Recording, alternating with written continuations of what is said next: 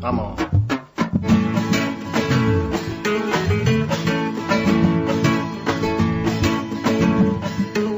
La entrevista central. Intenté acercarme a tu corazón.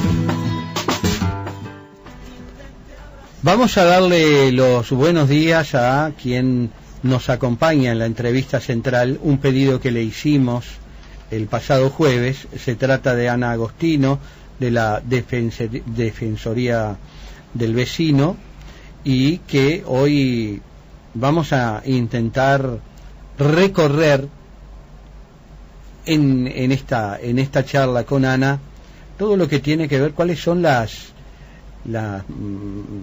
los reclamos más generalizados que se han dado en estos años a la Defensoría del Vecino, lo que tiene que ver con la contaminación acústica, los residuos y la mediación comunitaria. Buen día, Ana. Muy buenos días a ustedes, a la audiencia, y un gusto estar nuevamente aquí en CX30. Primero, las disculpas por el retraso en el comienzo de la nota que estaba previsto para hace 20 minutos. Los hechos de la mañana vinculados a Venezuela, vinculados a las repercusiones de la jornada de ayer en Durazno, nos han trastocado de alguna manera la grilla de hoy, y pedimos disculpas, Ana. No, ningún problema, sin duda. Estamos viviendo momentos muy movidos, muy complicados.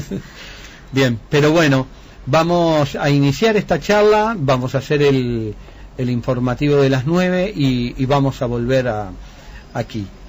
Y bueno, si tenemos que comenzar con los reclamos, ¿cuáles son los principales reclamos que tienen los vecinos de Montevideo? Tú nombraste dos de los que han estado presentes a lo largo de los años, que es todo lo relacionado con contaminación acústica, que después cuando entremos en el tema más en detalle les cuento que hay varias formas de la contaminación acústica, ¿no? O sea, no es solo, a veces decimos contaminación acústica, inmediatamente boliches, claro, pero hay mucho más que después, como es uno de los temas en los que nos vamos a concentrar. La lista de los otros temas es larguísima porque todo lo que pasa en el departamento de alguna manera llega a la Defensoría, pero tiene que ver con saneamiento, que es un tema importante, que llega por varias razones, con tránsito, edificaciones, todo lo de edificaciones también, y después nos vamos a meter en el tema de mediación comunitaria. A veces está muy relacionado a la convivencia, en el sentido de medianeras que se comparten, permisos para hacer modificaciones. Entonces esa es un área que además en este año 2018, nosotros ya tenemos los datos, está entre los primeros lugares, que no parece en general, ¿no?, que sea uno de los principales temas, pero en la medida que afecta al relacionamiento entre vecinos es uno de los que llega con mucha frecuencia. De modo que, bueno, el nombre, creo, los principales está, por supuesto, también el tema de los animales, el tema de los tributos y multas, o sea, todo lo relacionado a lo que la gente tiene que pagar, ya sea los impuestos de puerta, ya sea la contribución inmobiliaria, el hecho después cuando se hacen convenios, si está o no está la información suficiente, hay planes de refinanciación que a veces la gente no conoce y luego viene a la Defensoría porque se da cuenta que estuvo pagando mal, o todo ese tema de los tributos, que además nosotros logramos tener un convenio con la Facultad de Derecho, con el Instituto de Derecho Financiero, que nos ha apoyado, incluso hemos logrado que en algunas ocasiones las entrevistas sean con los propios integrantes de los docentes y los estudiantes de esta cátedra, pero que también nos permitió hacer una propuesta concreta vinculada a posibles exoneraciones tributarias a personas que viven frente a ferias vecinales. O Ya digo que después de más de un año la respuesta de la Intendencia ha sido negativa, pero creo que en la medida que esa propuesta se presentó ante la Junta Departamental y se llevó también al director de Recursos Financieros de la Intendencia, algunos elementos que se plantean en esa propuesta van a seguir siendo analizados por la Junta Departamental, si bien no exactamente como fueron presentados. Todo lo que tiene que ver también con las multas de tránsito, en particular, seguramente recuerden, nosotros trabajamos mucho el tema de las espirometrías, qué información tiene que tener la población relacionado con cuando se le hace el control de espirometrías. Bueno, como ven, la lista es muy larga y yo les diría que cada día llega algún asunto que nosotros no nos imaginábamos que podía aparecer. Uh-huh. Muy bien.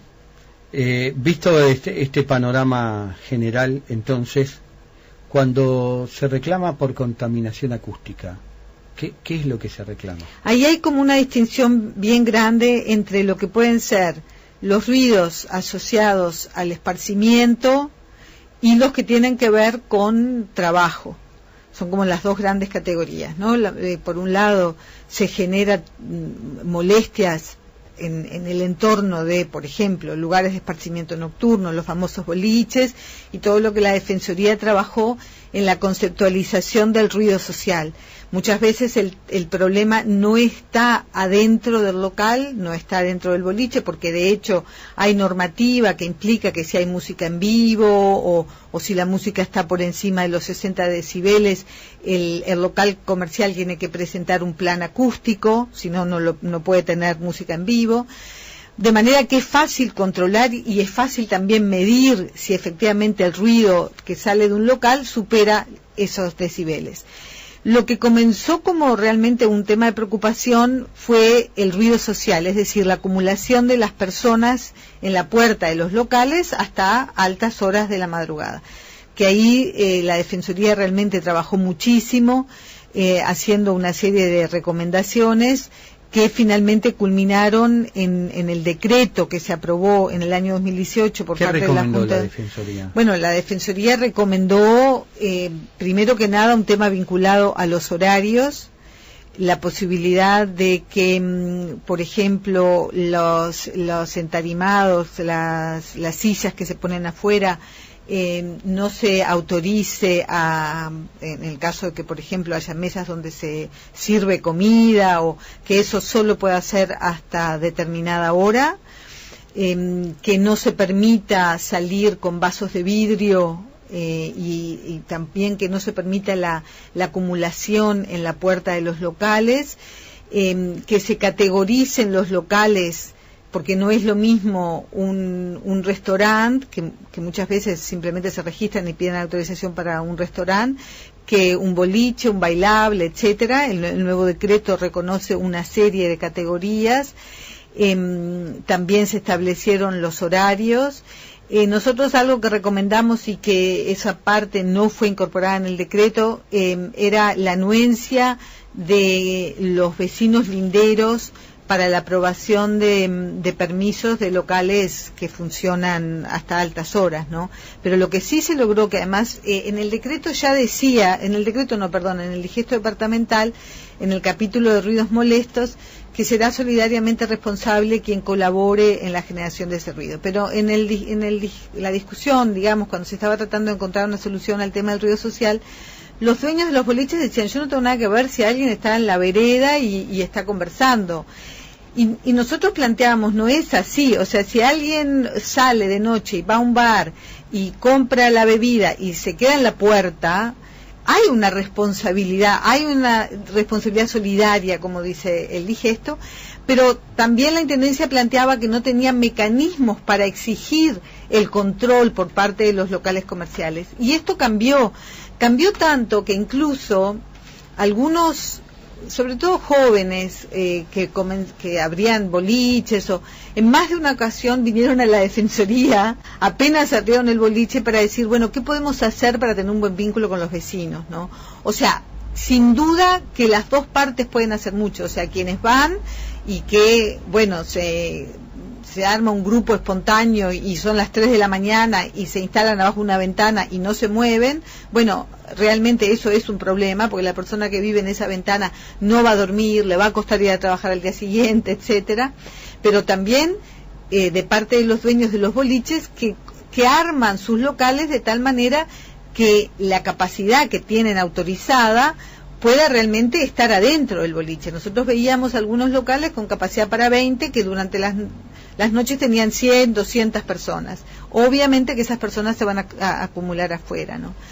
Entonces, por un lado, ese tema del esparcimiento, que también sin duda tiene que ver con otro tema que ha llegado mucho, que está asociado al carnaval y a las comparsas.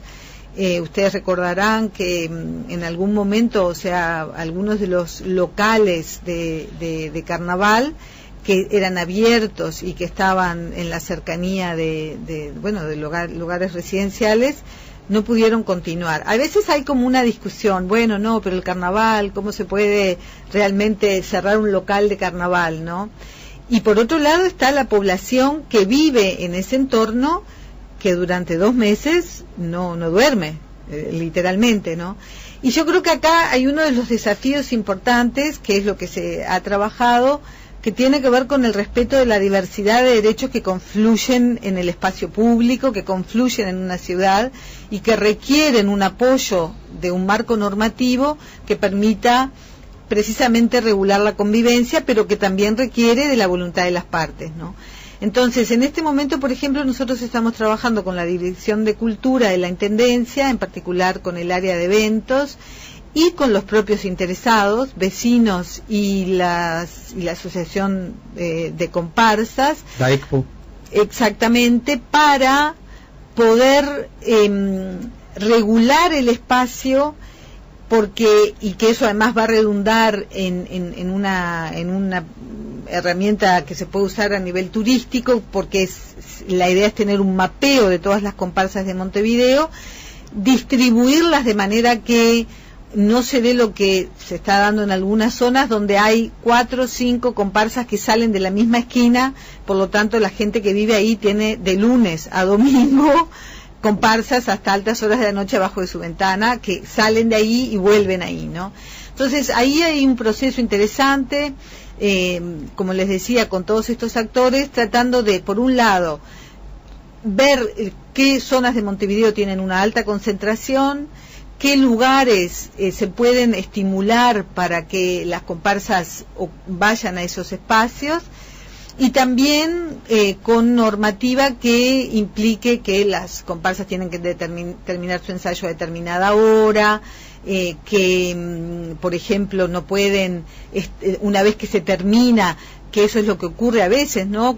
Un tambor queda o quedan 2 hasta las 3 de la mañana y ese tambor sin además negar todo el valor, porque al contrario, lo que se está buscando es que, como es patrimonio inmaterial de la humanidad y además es algo que está muy arraigado en la cultura de nuestra ciudad, entonces otorgar todas las garantías para que pueda expresarse, manifestarse, crecer en un marco que también tenga en cuenta la privacidad, el descanso, etcétera, de la población del entorno. Entonces, hasta ahí lo que puede ser relacionado con esparcimiento. Lilian Firpo, ¿tenés por ahí alguna pregunta para hacerle a la defensora del vecino? A ver, es un tema muy sensible el que tocaba recién, porque tiene que ver también con las fuentes de trabajo de mucha gente vinculada no solamente a las comparsas, sino por ejemplo a los tablados, ¿verdad? Sé específicamente de que hay una reglamentación muy estricta que se cumple a rajatabla por parte de los organizadores de los tablados, justamente como forma de presentar la voluntad de convivir pacíficamente con el entorno, con el vecindario. Se bajan los micrófonos, no puede subir el conjunto, que aunque esté, y si se atrasó por alguna causa particular, no sube al escenario a actuar. Eso también hace al tema de las fuentes de trabajo. las comparsas, con sus días de ensayo y después cuando realizan la fiesta máxima que son las llamadas. Ahora, parece que es contraproducente o digamos confrontativo si estamos en los barrios promoviendo justamente una de las formas más características que tiene nuestra cultura de expresarse, que son los tambores y el nucleamiento, el colectivo que se vincula a ello, y por otra parte el hecho de alguna forma reglamentar el horario. Creo que mencionabas algo que es muy importante y me parece fundamental, la mediación de la Defensoría entre las voluntades, ¿no? El aprender a convivir, porque comparsas, desfiles, siempre hubo, desde el inicio sí, bien digo, de nuestra ciudad, por distintos barrios, y que algunos hasta son característicos, Barrio Sur y Palermo, por ejemplo, aunque en otros puntos específicos de nuestra capital, es más, se diferencian justamente por las llamadas, por los toques que tienen. Ha avanzado mucho esto de la Defensoría con respecto a cuidar al vecino para que se desarrolle una vida medianamente normal, si contamos que cada una de las actuaciones de las comparsas son, digamos, alteran la normalidad del vecindario. Pero ¿hasta dónde podemos llegar con eso? Varios comentarios, porque es interesante lo que tú decís de esta normativa de los tablados. Durante algunos años llegaron reclamos de ensayos de carnaval, que ahí hubo una regularización, digamos. Los ensayos siguen, pero la Defensoría hace años que no llegan, porque se llegó al punto donde efectivamente, o sea, en este momento nosotros no tenemos reclamos de tablados, de bien, muros, eso es importante. Eso quiere decir que esos pasos que se dieron permitieron llegar surtieron efecto. Exactamente. En este momento sí tenemos varios de comparsas. Creo que es importante resaltar que nadie puede esperar en los días de carnaval ni en los días previos de los ensayos que las comparsas no tengan más presencia cuando en pocos días es el concurso oficial. O sea, hoy es el desfile, pero es el desfile de apertura, pero el 7 y 8 son las llamadas. Entonces, y ahí compiten las comparsas. Entonces, creo que hay algo de sentido común. O sea, si tú vivís en Palermo, si tú vivís en Isla de Flores, y hay comparsas a diario, bueno, hay una identidad de la zona que seguramente cuando tomaste la decisión de mudarte allí fue parte de tu decisión. Lo que sí importa hacer es, bueno, el espacio público, que es el mandato de la Intendencia, la Intendencia es quien regula el uso del espacio público, tiene que hacerlo en función del interés general y del bien común. El bien común, obviamente, que implica abrirse a la diversidad. O sea, no es posible que todas las personas tengan ni los mismos gustos, pero hay algo que nos precede, digamos, que tiene que ver con garantizar una vida digna para el conjunto de la ciudadanía y los derechos, el derecho a la salud, a un ambiente sano, al descanso, etcétera. Esos son los principios que regulan cuando la Intendencia toma decisiones, o deberían ser los principios que regulen. Entonces, este proceso que se está haciendo hace tiempo, o sea, todas estas cuestiones llevan mucho diálogo, mucho trabajo, la participación de distintos actores, a lo que se orienta es a que siga la presencia en los barrios donde están y donde, como tú decías, tienen un toque particular. Y además no es solo eso, es una expresión de una parte de resistencia de la historia de nuestro país. O sea, no es solo una expresión musical, hay mucho de identidad, de lucha, o sea, todo eso hace parte de estas conversaciones y por eso lleva mucho tiempo, pero a lo que se quiere llegar es, por un lado, a tener este mapeo que permita que cuando alguien quiera hacer turismo en Uruguay, entre esta aplicación y diga, hoy es miércoles, a esta hora dónde puedo ir a ver una comparsa, ¿no? Entonces eso es un debe que eso es algo que va a aportar, y ya hay ya tenemos un primer mapeo, ¿no? Ajá. De todas las que están registradas, porque hay otras. Claro, bueno, claro. Entonces eso por un lado, y por otro lado que todas puedan ensayar, pero que tú no tengas alguna esquina de Montevideo que efectivamente en ese mapeo surgió que hay 5 o 6 en el entorno y que incluso algunas de ellas 2 veces por semana. Entonces, realmente eso es lo que se quiere evitar. Pero yo he notado en nuestro barrio, por ejemplo, cómo estas comparsas van como rotando. A veces están más cerca de la Plaza Lafone, claro. Otras veces están más cerca de la Plaza 25, otras veces están más cerca del cementerio de La Teja. Claro. Nos damos cuenta que hay un criterio. Eso es bueno, de ensayo. Claro. Exacto, eso es bueno. En algunos otros lugares eso no se da. Porque además hay un código que es el de invitar, una comparsa se hace anfitriona e invita a otra comparsa, porque ahí justamente, bueno, intercambian, ¿no? Evidentemente, y medianamente también compiten, aunque sea en forma barrial, pero claro, compiten por una representación de barrio, que es muy muy importante.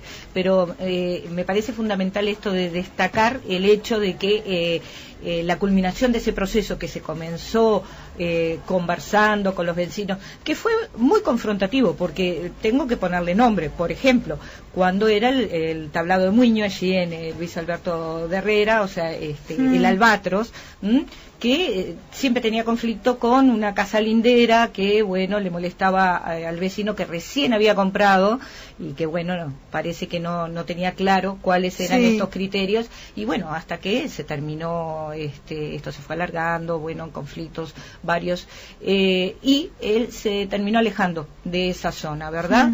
Hasta que, bueno, ahora tiene su tablado en el Prado, un lugar más amplio y demás. Continuamos entonces. Continuamos por el lado de la contaminación del trabajo. Vamos a intentar... Este es un tema importante porque en realidad nos llega mucho y nosotros hemos hecho varias recomendaciones. Esto tiene que ver con pequeños locales de pronto que se instalan en una zona residencial y que luego empiezan a crecer, y realmente los trastornos que le ocasionan a los vecinos son muy importantes. Herrerías, empresas de carga, donde el ruido propio de la actividad, pero también lo que es la movilidad de muchos camiones pesados, a veces durante 24 horas, ¿no? Entonces ahí nosotros realmente le hemos hecho varias sugerencias y recomendaciones a la Intendencia que tienen que ver básicamente con una aplicación del plan de ordenamiento territorial. Es decir, hay zonas residenciales que pueden tener locales comerciales hasta cierto tamaño, pero que cuando adquieren ese nivel transforman la zona y afectan de verdad la calidad de vida de la población, donde no pueden circular los niños porque las veredas están ocupadas por grandes camiones, el ruido que producen estos camiones, el ruido que producen las máquinas, y ese tema llega mucho a la Defensoría, y también salió en la investigación que se hizo sobre contaminación acústica y derechos humanos, que la llevó adelante la ingeniera Elizabeth González de la Facultad de Ingeniería, donde ahí surge un debe que todavía tenemos, que es hace ya varios años, más de 10, que se hizo el mapa acústico de Montevideo. Y nosotros se lo planteamos también al director de Desarrollo Ambiental, lo tomó con interés, que necesitamos un nuevo mapa acústico, para ir identificando aquellas zonas donde el nivel acústico está muy por encima de lo que está recomendado para una vida sana, ¿no? O sea, es imposible hoy pensar que en el centro de la ciudad no va a haber ruidos, claro. pero de pronto hay zonas donde se puede, por ejemplo, regular más el tránsito o poner más controles sobre el tema de las alarmas, otro tema que nosotros hemos hecho recomendaciones, o sea... ejercer la prevención, que a la larga o a mediano plazo, al final redunda en aminorar gastos. Pero ahí hay un problema, porque muchas veces los locales comerciales para funcionar se instalan y una vez que están instalados piden las habilitaciones. Y no sé, o sea, evidentemente que ahí hay como una contradicción, pero por otro lado, la gente no se va a poner en gastos si no tiene claro que se va a poder quedar. Entonces, cuando está instalado, claro, es muy difícil que se hace más difícil que... Entonces, ahí el problema es que algunos locales son factibles de convivir en un entorno barrial, pero cuando se convierten en grandes empresas, y ahí nosotros tenemos un capítulo especial que le dedicamos el año pasado, donde ponemos esto como problema que tiene que ser analizado, que son las grandes empresas en las zonas residenciales, y que hay que considerar que parte de las ganancias, porque claro, han crecido, quiere decir que les están generando empleo, y ese es un elemento que siempre surge, ¿no? Pero le da trabajo a mucha gente, pero eso genera una externalidad que impacta en la salud del entorno, y que también esa gente puede llegar a perder su trabajo porque no está en condiciones. O sea, a veces la dimensión de lo que impacta la contaminación acústica en la salud, la población no la tiene clara y piensa que quien se queja por un ruido es una persona intolerante. Pero hay infinidad de estudios que muestran todos los impactos que tiene el ruido en las personas, ¿no? Y decía Elena que ella es la persona en la Defensoría que ha trabajado más este tema, citando un trabajo, que cuando no queremos ver podemos cerrar los ojos, pero no hay manera de poder cerrar los oídos, y genera angustia, estrés, falta de sueño. A nosotros han llegado a la Defensoría gente muy joven, porque también piensan en general eso en ser personas mayores que se quejan, gente muy joven de 30 años que sale de noche, que sin embargo dice: yo tengo un boliche al lado de mi casa, tuve que cambiar el cuarto de lugar, estoy durmiendo en la cocina porque no puedo más, no puedo trabajar. Hubo gente que llegó a perder el trabajo por su condición. Entonces, esta dimensión de la contaminación acústica a mí me interesa reforzarla para que no parezca que todos esos esfuerzos que se hacen para mitigar y encontrar alternativas se hace porque hay gente que es intolerante y se queja. No, se hace porque es una afectación real a la salud y a las condiciones de vida de la población. Ana, ¿tendremos chance de abordar otro día el tema de los residuos y la mediación comunitaria? La seguimos invitando porque claro, son temas tan interesantes y que abarcan mucho tiempo. Creo que merece el tema de los residuos, que me imagino es un tema que uno lo ve a diario. A veces el contenedor está vacío y rodeado de basura. Otras veces existen los conflictos sindicales. Me imagino que todo eso y los no sé si hoy tenemos basurales endémicos, como se le decía. Hay todavía algunos basurales endémicos, y ahí un elemento, ¿no? O sea, muchos de esos están formados, o algunos de esos están formados en propiedades privadas. Acá me parece que también es importante reconocer el hecho de que el cuidado es tú hablabas de prevenir, ¿no?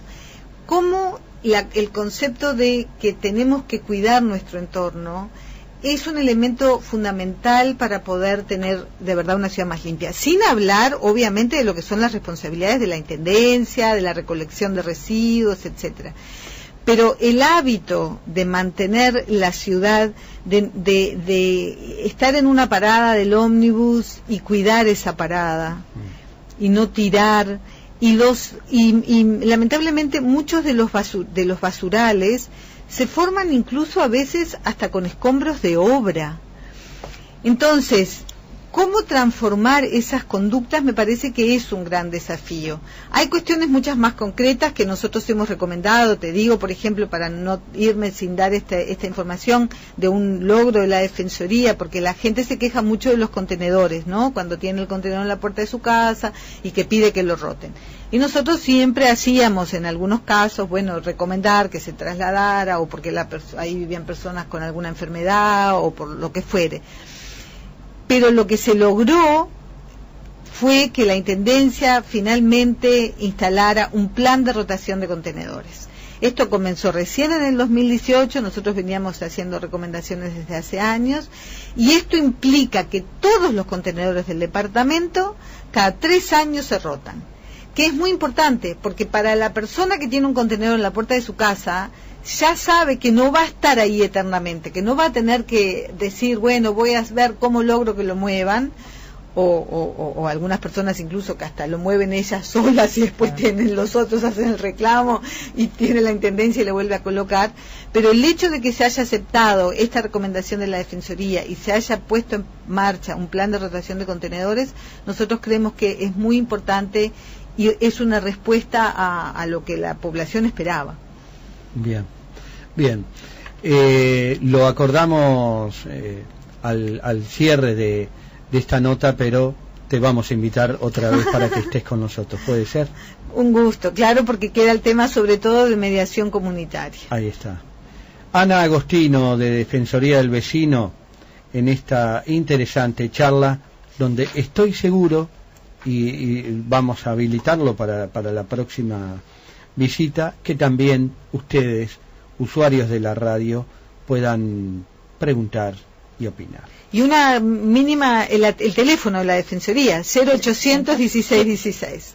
0800 1616. Eduardo Fernández, pausa, y tenemos mucho más para compartir aquí en la red de la 30. Tenemos a Jorge Giuliani, tenemos ¿Quién le dice a Febrero?, tenemos Carlos Muñoz. Vamos a ver cómo hacemos para que entre todo? Para que el reloj se estire. La historia de este lugar la hizo la gente más sencilla, al borde del Uruguay, la ciudad del mar, maravilla, ciudad de tantas quimeras, ciudad de las utopías, la de los sueños de veras como los de los Artigas.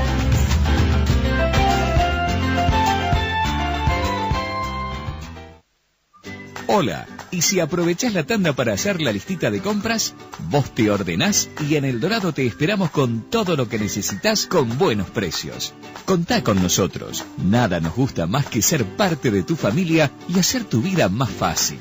El Dorado, siempre cerca.